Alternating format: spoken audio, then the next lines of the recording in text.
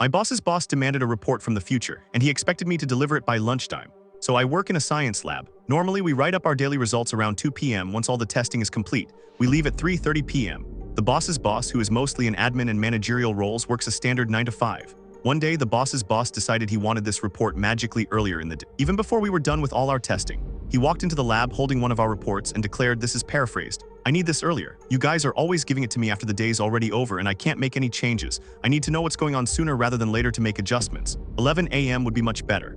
I tried explaining that the report is done at 2 p.m. because that's when all the numbers are in. If I do it earlier, it won't be complete. He asked, "What will be missing?" I pointed to the relevant sections, explaining this and this. He dismissed it immediately. "Oh, those aren't important. We don't make changes based on those." So I asked him to send an email as a reminder to me and the rest of the lab so we could implement this change. "Will do," he said. He walked back down to his office and sent it. I was floored. I immediately told my direct boss, and she just smiled, knowing exactly what would happen. For the entire month, we complied. Every day, we diligently left 2 unimportant numbers off the daily report simply because the testing hadn't been done and the numbers weren't in yet.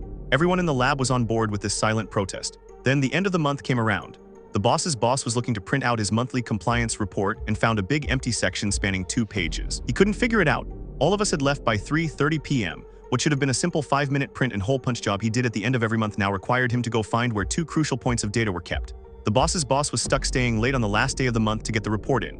My direct boss ignored his calls for a few hours, but finally gave in around 7 p.m. to tell him where he could find the numbers. Everything is labeled in the lab. He should have been able to resolve it himself. He was there until about 8 p.m. manually inputting data.